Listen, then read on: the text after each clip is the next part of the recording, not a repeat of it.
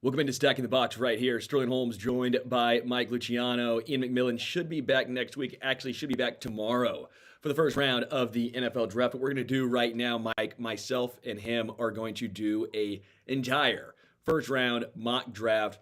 Caveat, no trading. We can't do that. Trading in mock drafts is absurd. It's asinine. I hate it. It irritates me because it brings very unrealistic possibilities, and you end up fleecing teams that, quite frankly, would never happen in real life. Although I will say the Jets and Browns do exist, so maybe it would. Mike, let's have some fun. Let's get into it. I think we can all agree on 1-1, all right? I think 1-1, Cam Ward, correct? I mean, he basically said on a live stream he's going 1-1, so that I'll take that as assured. So we will go Cam Ward 1-1. I'm not a huge believer in Cam Ward, yet this is the smart choice, and it's also what I think Tennessee will do. Boom. 1-1, Cam Ward. So as we sit here at number 2, Cleveland is on the board. They're in an interesting situation where they do need a quarterback, but they also need a lot. Do they take a guy in, let's say, Abdul Carter, who might be a generational pass rusher? Do they take the cornerback wide receiver combo that is Travis Hunter? Do they try and bolster the offensive line with a guy like Will Campbell or Armand Mimbu?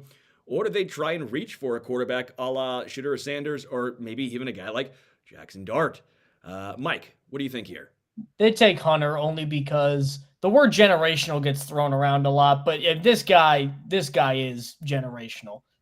I haven't seen a guy since Champ Bailey that had this level of I could actually play both ways, as good as he is. Agreed. We're going Travis Hunter here. It's just absurd. I don't know if he's going to be, a all-pro at either spot, but I think he could be a potential top 10 cornerback while also being a top 30-ish wide receiver. That kind of talent does not go past number 2 in my eyes. Number 3, right here to the Giants. Talk of a trade back in real life. I don't think they do it here. I think Abdul Carter. I think Abdul Carter is, I think there's a clear number, like top 3. It's Cam Ward, Travis Hunter, Abdul Carter. That's the top 3 in my eyes. Do you feel the same way? I feel the same way. I don't think edge rusher is the biggest need right now for the Giants, but he's just so good where I'd rather draft him than maybe, I don't know, look to shop Kayvon Thibodeau and you get Brian Burns and Carter for the next half decade. That ain't half bad. Yeah, I think you got to go Abdul Carter here. And now I think this is where the interesting part of the draft takes place. Again, if there are no trades in the top 3, I think those top 3 are fairly chalk, right? I think we can almost all agree there. But at number 4, I think it starts to get interesting. If the Patriots do not trade out, I think there's 2 guys they look at. I think it's Will Campbell, and I think it's Armand Mimbu. I think there's a realistic possibility that Armand Mimbu is the guy going number 4. If this were me, and we're kind of doing it from what we think makes a lot of sense here, I'm drafting Armand Mimbu over Will Campbell. I'm going, in my opinion, Mimbu number 4 to New England. Mike, what are your thoughts?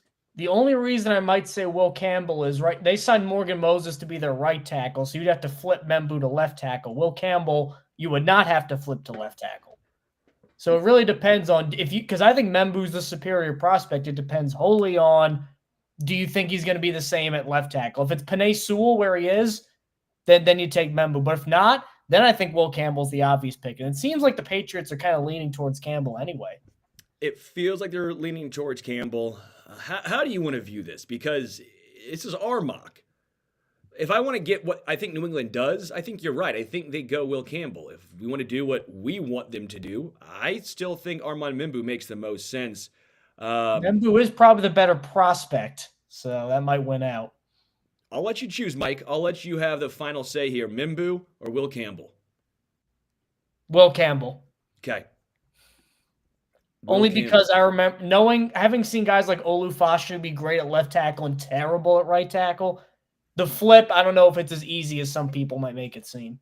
100%. I think there's a lot of glossing over that. If it were me, I'm drafting Mimbu as my right tackle forever. That's my right tackle. I don't even deal with moving him. We get to number 5, Jacksonville. And again, things get interesting here. Don't think they're taking a running back. Obviously, with what Tank Bigsby has done, we've heard them about potentially trying to trade ETN.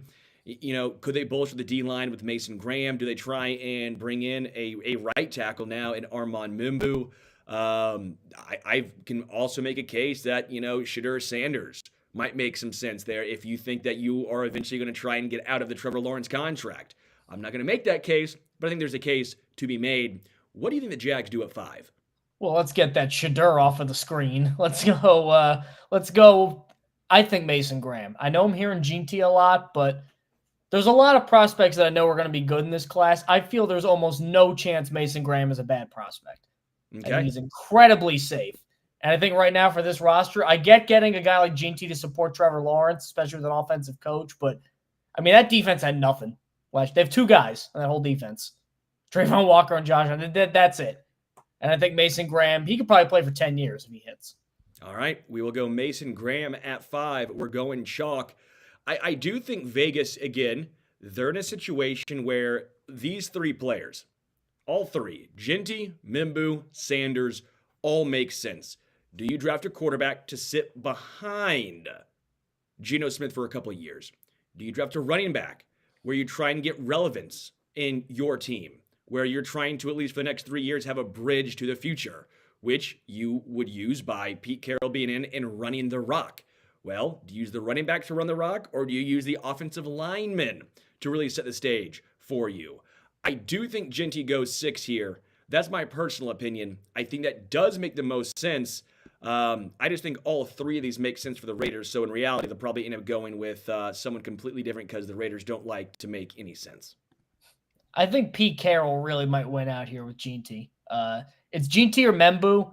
And they've mentioned Membu a lot because John Spytek is from the front office that took Tristan Wirfs. So I really do get that. But Genty, I mean, I haven't seen a guy in years break tackles like he can. And Pete Carroll is not going to lean on Raheem Mostert. Like at this age, they need a guy. They need a bell cow. They need a Genty. All right, we will go with Ashton. And that Chip Kelly offense, woof. Ashton at 6. Now we get to number 7 to your Jets. The Jets need a lot of things. Jets need a quarterback. They need defense. They need offense. They need a offensive tackle. They need a tight end. They need a wide receiver. They need everything. Where do the Jets go at 7? It's Membu or Warren. Membu is growing on me with every passing day, but the Jets are really in on Tyler Warren, and I can't imagine that they don't get some sort of offensive talent round 1. I think I go Tyler Warren. Right. Yeah, here. I'm with you. I think a playmaker is what the Jets need first and foremost. That's the way I think they go. So we'll go Tyler Warren at 7. Now we get to Carolina. Carolina at 8. Let me check the Carolina depth chart real quick. It's Jadeveon Clowney and a bunch of who knows what. Well, my point was they still have Taylor Moton on the right side, correct? Yeah, so there's no Membu there, and Aquanu on the left side. So there's no Membu at 8, no Shadur Sanders right there. You're probably looking at either a wide receiver or a defensive player. I think Jalen Walker can make a lot of sense trying to get some pass rush help right there. Do they go cornerback with a guy like Will Johnson or Jahdae Barron? Do they try to, again, either go Mykel Williams, Jalen Walker, either one of those edge rushers from Georgia? Where do you think Carolina goes here? I think Walker, they sprint to the podium because this defense gave up like 30 points a game last year. And Walker, not only did he lead Georgia in pressures over Mykel Williams despite being 6th in actual pass rush snaps, but half the year he was playing off-ball linebacker. So guys like Micah Parsons, Hassan Reddick, they all kind of have come from that mold before. So I could really see Walker not being maybe that good, but doing something very similar for what is just a terrible Panthers defense. We will go with Jalen Walker at this pick for Carolina as now we get to New Orleans. New Orleans needs a lot of help. I think they go quarterback here. I think they do go with Shadur Sanders at 8. That's my personal opinion. Where are you sitting at with New Orleans? I'm totally with you on Shadur. I also think that going to Kellen Moore could be really good for Shadur because I don't love the lack of athleticism, but I mean, the football smarts are there, the accuracy's there. A lot of stuff you want. He's going to be playing indoors, which I think could be good for a guy without a great arm is there. And then you get Kellen Moore. Dak almost threw for 5,000 yards with Kellen Moore. So I'm all in on Shadur. We don't know the Carr injury status, too. He might not have to play right away. So I think New Orleans, plus he just gets some buzz. That's a dead team right now. It gets him some buzz and some new life.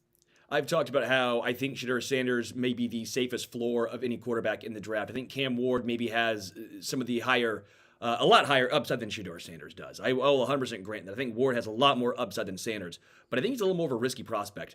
But in the NFC South, when 10-7 is probably going to win you the NFC South, a floor quarterback can get you there.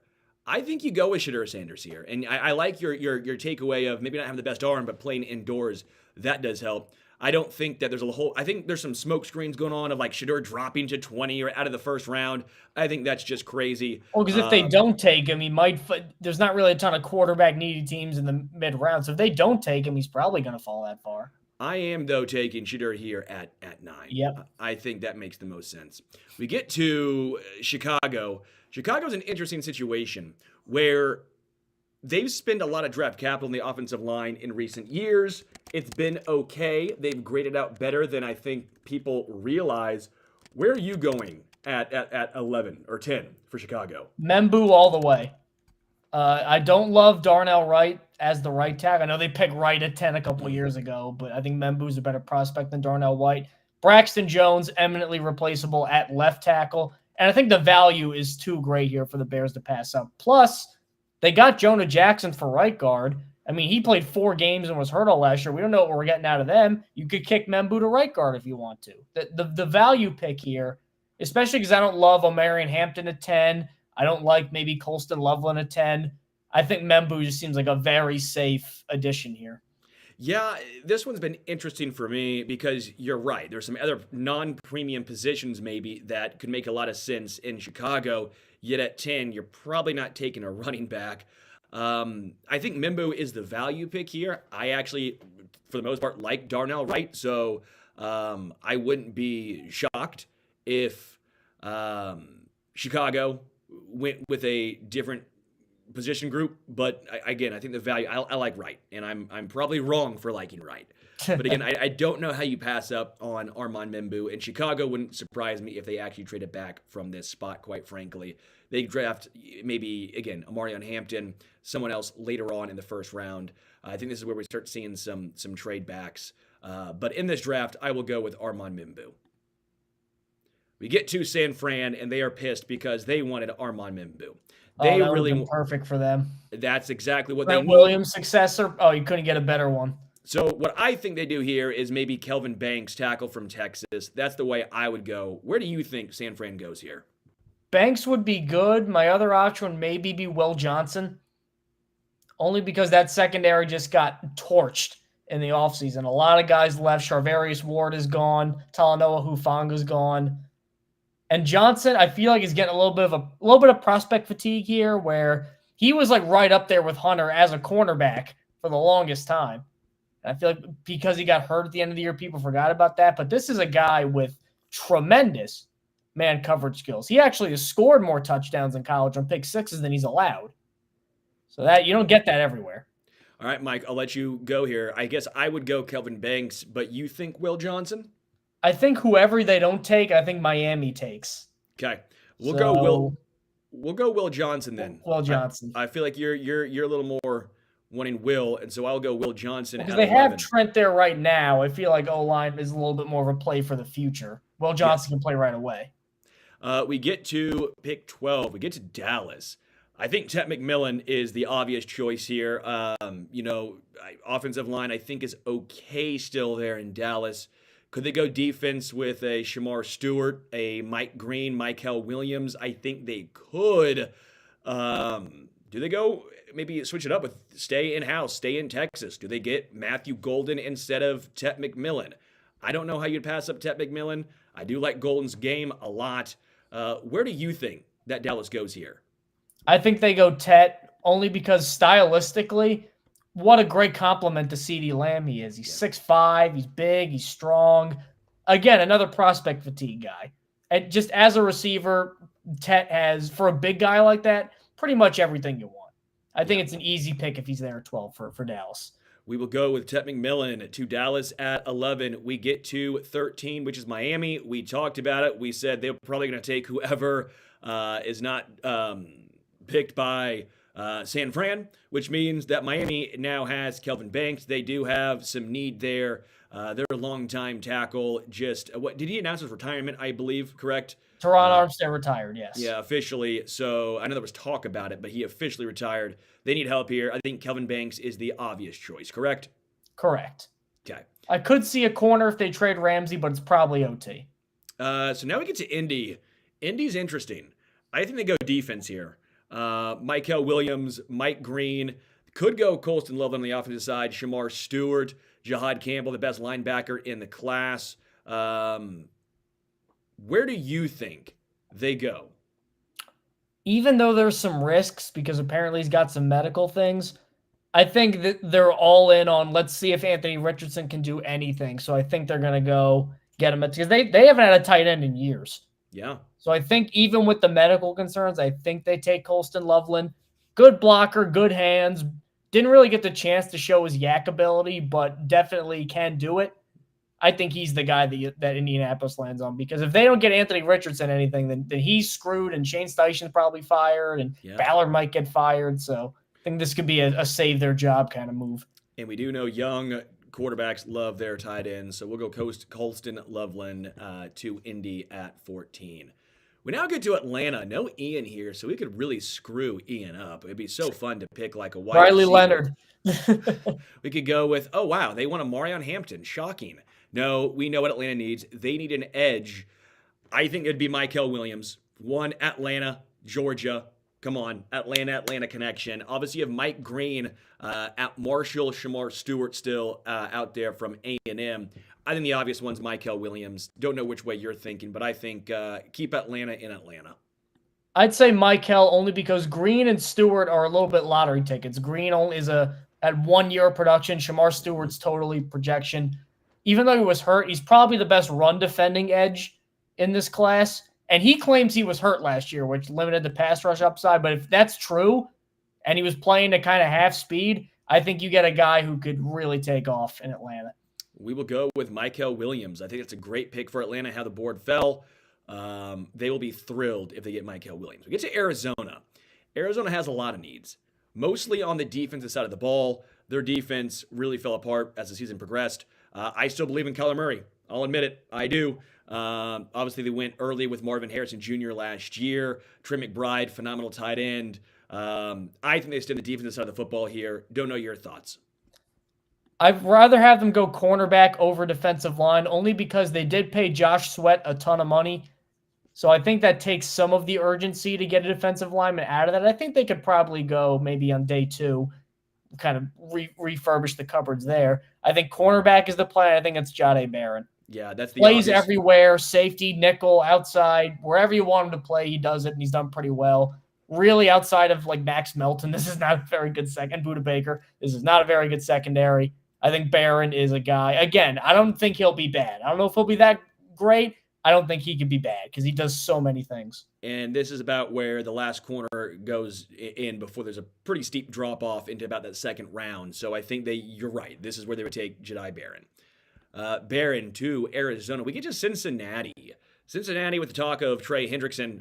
This feels like a spot where they take an edge, but I also wouldn't be surprised if they went with maybe a safety, Malachi Starks, interior defensive lineman, a guy like Derek Harmon, Walter Nolan, Kenneth Grant, 3 really talented interior defensive linemen. Where do you think they go here for Cincinnati? They're going to do one of 2 things. Either take Mike Green, or I think they go safety, and I think it's Nick Emanwari. Because 6'3", 230, run the 4'4", 42-inch vert, just a freak. I think he had the highest RAS of all time for a safety. So it's one of I think edge is a bigger need, and it's a little bit of a reach, but this is just me personally. I'm such a big fan of Emanwari in his game. Well, let's go Emanwari. Let's switch it up a little bit here. And by the way, Cincinnati, when they had their best defense, what was going on? They had some of the best safety play in the NFL, right? That was when their defense was at their best. If they try and replicate that, that would be a good call. Let's go with a little bit of a reach here and go with Emanwari here. Cincinnati gets their safety. We get to Seattle. Seattle has, again, some needs. They're trying to either rebuild, but yet thread the needle of semi-contention here. Where does Seattle go? Offensive line. And I think their tackles are okay. Charles Cross especially. So Mm-hmm. Josh Simmons, I think, could be up there. Gray Zabel could be up there. But I don't know why this guy isn't getting more hype. I think Tyler Booker is really good for what Yep. they specifically need. I don't know why Zabel is ahead of Booker on here. I think Booker is a guy who could start right away at either guard spot. I think he's a big guy and a good run blocker. Little bit of a reach for need, but also the need is so bad. I think you got to get the best guard on your big board here if you're the Seahawks. Could not agree more. Tyler Booker, Zabel is a lot more projectables, just as far as height-wise, size-wise, what he could potentially be. Tyler Booker, I think you're right, is more of a day one plug-and-play. Let's go Booker at 18 to Seattle. We now get to Tampa Bay. Thoughts right here in Tampa Bay. They are still in contention in the NFC South, obviously. Not a great division. I would imagine they want a guy who can plug and play right now. They're not trying to necessarily look too far ahead to the future. They're trying to win the NFC South, again, a bad division, ASAP. Where do they go? Well, I think there's a chance to get a guy who could contribute right now and a guy who can kind of succeed one of their stars in the future. And I think that's Jihad Campbell. Yep. I think right now he plays right away as a linebacker. And when Levante David leaves, you just slide him in there. He's the new Levante David. Kind of like Jalen Walker in that before this year, he was pretty much a pass rusher and kind of converted to off-ball linebacker. But one of those guys where since high school, I mean, 5-star recruit, premium athlete the entire time. Seems like the kind of guy Todd Bowles usually likes to work with.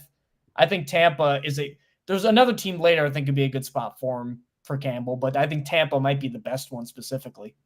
We'll go with Campbell, 19. I love your thought process right there, going to Tampa. We get to Denver. Denver, a surprise team last year, but they need wide receivers. That is my opinion here. I think they really, really need a playmaker to help out Bo Nix. I don't think they go running back. I just think that's just too much of a reach. I think they need a wide receiver personally. Wide receivers, I think either Luther Burden or Matthew Golden. Don't know your thoughts here, but I would imagine they would go with Matthew Golden at 19 or at 20. I've really gone back and forth with either Matthew Golden or Omarion Hampton at this spot. I think I've settled on Hampton only because a little bit of I don't love the lack of speed, but I also think with how Cortland Sutton and some of the other guys developed over there and Sean Payton at the sticks, I kind of trust his developmental magic over there a little bit more. I mean, their running back room is not very good right now, and they lost Javonte Williams, who was one of their guys right now. I mean, who's going to be their running back? It's your Audric Estime. Yeah. I mean, it's not what you want. Golden or Hampton, you can't go wrong with either. But I might be leaning like 52-48 Hampton over Golden. It's very even for me. So I would go Golden, but Mike, I'm letting you take control of this one, so I'm going Hampton for you to the Denver Broncos. Get to 21 with the Pittsburgh Steelers. They feel like they would go defense. I think they would go with a Derek Harmon, a Walter Nolan, a Kenneth Grant, almost go for the replacement in the middle. They love interior defensive linemen, especially guys who can go after and get it. What do you think here? I think for sure it's defense, by the way, for the Steelers. I'm assuming that they still end up with Rodgers and that Shador's not there too. So that factors in. Of those three, the big three where it's Harmon, Grant, and Nolan, I feel of those three, my favorite for both the Steelers and in general, it would be Nolan. Okay. I feel like he's got the highest upside. He's probably the best pass rusher, 5-star recruit, a lot of pedigree, finally put it all together. He seems very Mike Tomlin-y as a player. We went with Nolan to Pittsburgh. Chargers could use a tight end bad. I don't think they go that way because that would be a reach. The next guy on the board is Mason Taylor. Yeah, I don't want 44 would be a reach for Mason Taylor, let alone 22. Like Arroyo better and maybe even Fannin. But they also need a wide receiver outside of Ladd McConkey, and they need edge help with Bosa moving on. Where do they go here? Do they eventually go with the upside of Mike Green? Do they go with maybe, again, some upside in Shamar Stewart? Or do they go with a value wide receiver in Matthew Golden, who has now fallen into their laps? Of these picks, I think it's Golden. Yeah, I agree. That's just what I would do if I was the GM, because I'd rather die on the sort of getting Justin Herbert as much stuff as possible. Edge might be a bigger need, but I don't think anybody Joe Hornets, for his entire career, if he picks an offensive player and says, I want to get Justin Herbert help, nobody will ever have any questions to ask about that. I totally get it. So that's what I think he would probably end up doing. 23, does Green go to Green Bay? That would be a good spot for him. I have my concerns. He's got some stuff in his past I don't love. And really, he didn't really play at all at Virginia and has 1 year of production at Marshall. So it's a risk, but he was playing Ohio State, future pro guys. I'm like, man, this is a speed demon over here. So Green going to Green Bay, who has nothing pass rush wise outside of Rashawn Gary. I'd like that. Minnesota. Obviously, McCarthy now taking over at the helm. They do have wide receiver play. Their defense is a little hit and miss. Obviously, a great season last year, but exceeded expectations. Where do you think Minnesota goes? This is another easy one for me. I'm going with Malachi Starks. Yeah. Harrison Smith. It's very similar to Campbell, where Harrison Smith's going to play, but then you get your Harrison Smith replacement. Cam Bynum left, so they need to replace Cam Bynum. Another safe guy, moves around the defense, did everything last year, big turnover generator. Starks is the kind of guy where a guy like Brian Flores especially is going to see him, like what he's done with Josh Metellus, and he gets to put Malachi Starks in that role. I feel like Flores he would not only pound the table, he would break through the table asking for Malachi Starks. Houston. Oof, Houston. Houston's interesting. I think Houston is going either Kenneth Grant or Derek Harmon. I think they need someone on the defensive line, and they need. I would have had them going in neither of those spots. I have them deciding between either Josh Simmons, because Laramie Tunsil replacement. They do need or line help bad. Emeka Egbuka, because Stephon Diggs replacement. Oh, I think they're going either. I think they're going trenches. I think they're going either defensive line or interior offensive line. I don't even know if they go tackle. They could use a right tackle, obviously. I guess, yeah, you're right. They could have the Laramie Tunsil replacement as well. I just think it's for sure in the trenches, personally. I think the value play there would be Josh Simmons then. Even though he's going to miss this year, most likely. Probably going to, but also if he didn't get hurt, I think he's probably in that Banks Membu tier. We will take Josh Simmons for I think Houston. That's an upside play you can get behind. I think you can live with that if you're Houston. The Rams. Rams, I think, are interesting. Rams, I wouldn't be shocked if they went quarterback. If they went Jackson Dart here, I would be. I think they do go Jackson Dart. In fact, I might advocate for it. I think this is the spot if he's going to work. If he plays right away, you're dead because he's just got so much to work on. But, I mean, find me a better coach for his skill set than Sean McVay. Stafford's there. You don't have to rush him because that Ole Miss offense is not close to NFL football in terms of complexity and how you read a defense. So because of that, I think Dart needs to go and marinate behind Stafford under McVay for a couple years. Perfect spot. Like if he goes to Cleveland and gets thrown to a meat grinder, I'd be pissed off. Dart going to the Rams, you get some real star power there. Yep, I think Jackson Dart to the Rams at 26. Now, here's where in real life I think you're going to start seeing teams trade up for, specifically Jalen Milroe. I don't know about Taylor Shug. I don't know if he gets the Louisville quarterback back in the end of the first round. I do think Jalen Milroe could, but again, we're not doing trades, so it looks like there will be 3 quarterbacks taken according to our mock draft. Get to Baltimore, and oh my goodness, they have a pick of defensive linemen. Shamar Stewart, Derek Harmon, Kenneth Grant, James Pierce Jr. Where do they go? I have them going neither because Baltimore they have Kyle Van Noy and Adafe Owe already there. Sure. And typically they're very big on drafting and developing guys they had previously on the defensive line. So I feel like they might go that angle and then maybe just use their day 2 and day 3 picks. Their offensive line is okay. They lost Patrick McCarry in free agency. Yep. Daniel Falele is kind of at the end of his rope. So I think this could be a perfect Gray Zabel spot. Okay. Take Gray Zabel. I think it's either going to be Zabel or Shamar Stewart. And they both feel like very Ravens-y picks. Zabel might play more right away, though. And again, it's the old Herbert argument. I'd rather get somebody that helps Lamar Jackson out than a defensive end who's raw. So if they're chasing a championship, I think Zabel as a McCarry replacement at left guard is probably the move. I like Zabel as well because the Ravens are very good at identifying and developing talent. They've done a great job there. So even if he played at a smaller school, I think you get the best out of those guys. The Ravens have done a good job on the offensive line. I trust him to go Zabel there. Good call. Detroit. Detroit can go a lot of ways. Obviously, Yeah. when Aiden Hutchinson went down and the immense amount of players in total in the defense went down, we all screamed that defense needs help. A lot of those guys coming back from injury, it should be a little bit better. Still think the D line, though, is where I'm looking at in Detroit. It's just edge or interior is the question with Detroit. If they go interior, because I think interior is deeper here, maybe they stay local and go Kenneth Grant. I don't know why Harmon is leapfrog Kenneth Grant. I think that'd be a tremendous pick for Detroit right now. I mean, 330, freak athlete, like much more athletic than 330 would suggest. Unlike guys like Harmon and then guys like Tyreek Williams who might go in the second round, I really see a lot of pass rush upside with I like Kenneth Grant personally. So I think he stays home.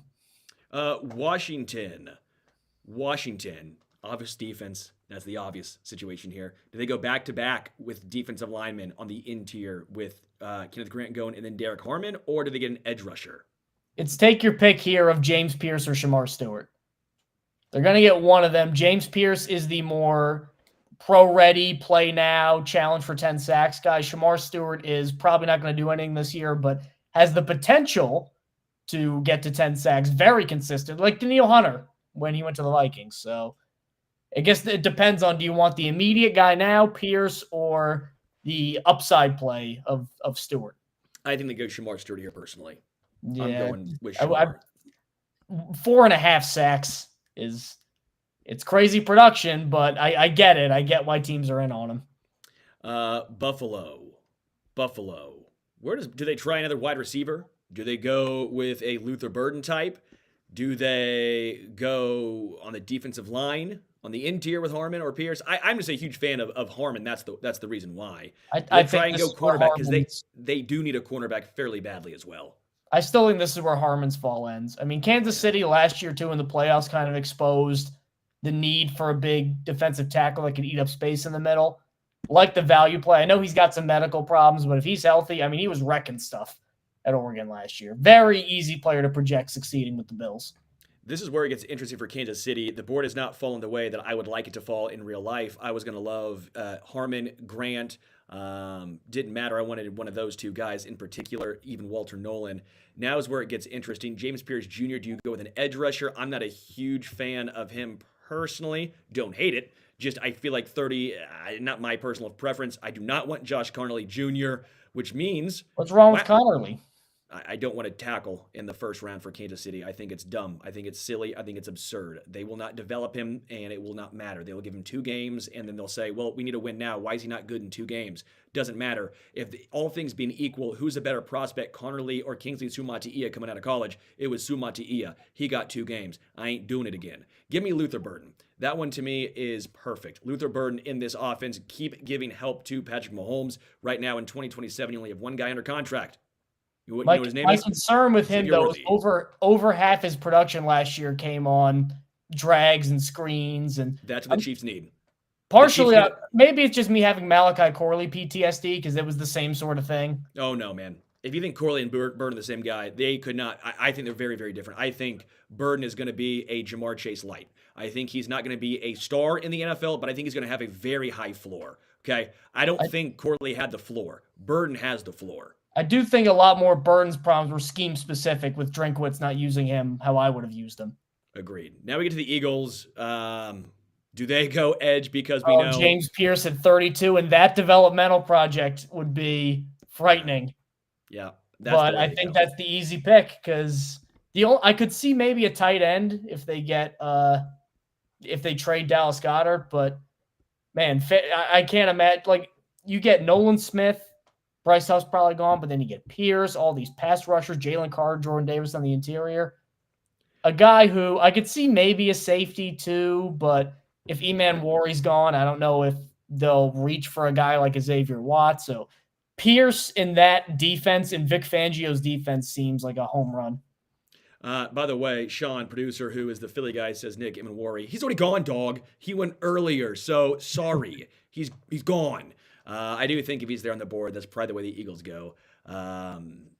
All right, I like Luther Burden at 31. You know what? I've talked myself into it for the Chiefs guy in me. I'm okay with it. Let's go. Let's roll. By the way, did a really fun interview with Clay Matthews. If you're listening to the audio version, Clay Matthews coming your way. If you want to check it out on YouTube on the Stack in the Box channel.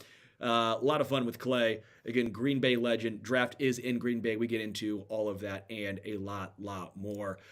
Really appreciate it, Mike Luciano. Make sure you follow him on Twitter. Myself, you can follow at HomestretchKC on the X. Tomorrow, first round of the NFL Draft. Whole bunch of coverage coming right your way. We will see how the draft actually unfolds. I know Mike, as a Jets guy, he's happy with it. Me, as a Chiefs guy, I'm content with it. Let's get after it. Until next time, we are out.